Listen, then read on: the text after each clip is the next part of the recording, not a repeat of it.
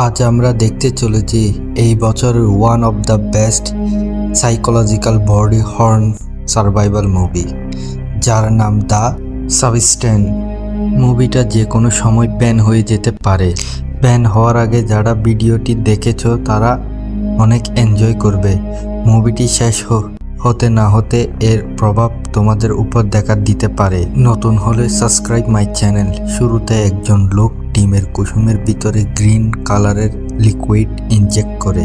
কিছুক্ষণ পর সেই কুসুম থেকে আরেকটা কুসুম বের হয়, দৃশ্য পরিবর্তন হয়।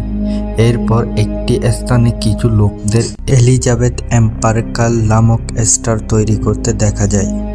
আসলে এলিজাবেথ খুবই সুন্দর একজন মডেল এবং একটি শোয়ের হোস্ট। স্টার্ট হওয়ার কিছু বছর পর্যন্ত অনেক মানুষ এখানে এসে সেলফি তুলতো, কিন্তু ধীরে ধীরে মানুষের ইন্টারেস্ট কমতে থাকে এবং একটি সময় স্টারটি ভেঙে যায়। কেউ এসে আর স্টারটি ঠিক করে নেই। এটা দেখে বোঝা যায় এলিজাবেথের প্রতি মানুষের ইন্টারেস্ট কমে গিয়েছে।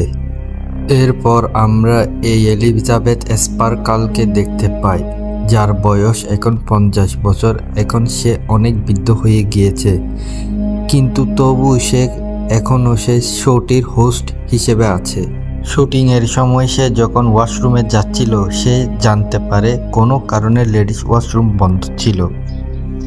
সে পুরুষের ওয়াশরুমে চলে যায়। সেখানে শোটির ডিরেক্টর চলে আসে। সে ফোনে কারোর সাথে কথা বলছিল। এলিজাবেথ আগের মতো নেই। এলিজাবেথের কারণে আমাদের রেটিং কমে যাচ্ছে। আমি এখন এলিজাবেথকে রিপ্লেস করতে চাই। আমার থেকে তরুণ, নতুন ও সুন্দরী দরকার। এগুলি শুনে এলিজাবেথ পুরোপুরি ভেঙে পড়ে। সে যে সৌন্দর্যের গরম করত তা আজ শেষ হয়ে গিয়েছে। সে আয়নাতে তার নিজের চেহারাকে ভালোভাবে দেখতে থাকে, যেখানে পরিষ্কার তার বয়সের ছাপ ফুটে উঠেছে। বয়স বেড়ে যাওয়াতে তার দুঃখ তো ছিলই, এখন তার দুঃখ আরও বেড়ে গিয়েছে, কারণ শো থেকে তাকে বের করে দেওয়া হচ্ছে। কিন্তু এমনি তো সে সব কিছু ছাড়বে না। সে প্রথমে ডিরেক্টরের সাথে কথা বলবে। ডিরেক্টর বলেন, দেখো এলিজাবেথ, আমি তোমাকে কোনো ধরনের হেল্প করতে পারবো না, কারণ আমার শো চলে মানুষদের দিয়ে। আমি সেটাই দিতে চাই যেটা মানুষদের দরকার। সেটা হলো সৌন্দর্য, যেটা এখন তোমার কাছে নেই। ডিরেক্টরের কথা শুনে সে অনেক কষ্ট পায়। সে সেখান থেকে বেরিয়ে পড়ে। ড্রাইভ করতে করতে সে ডিরেক্টরের কথাগুলো ভাবতে থাকে। এগুলো ভাবতে ভাবতে সে তার ড্রাইভিং থেকে মনোযোগ হারিয়ে ফেলে। রাস্তায় তার গাড়ির সাথে আরেকটি গাড়ির সংঘর্ষ হয়। অদ্ভুত ব্যাপার হচ্ছে, ডাক্তার তাকে জানায় অ্যাক্সিডেন্ট হওয়ার পরও তার শরীর কোনো ধরনের ক্ষতি হয় না। এটা তার ভাগ্য ছিল। এলিজাবেথের হসপিটালের থেকে ডিসচার্জ করে দেওয়া হয়, কিন্তু সে ফুফিয়ে ফুফিয়ে কাঁদছিল। রাস্তায় তার ছবিযুক্ত বিলবোর্ড ছিঁড়ে ফেলতে দেখেছে।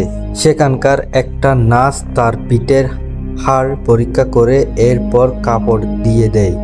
এলিজাবেথ যখন হসপিটাল থেকে বের হয়, তখন সে বুঝতে পারে নার্স তার পিঠের মধ্যে একটা মেসেজ দিয়েছে।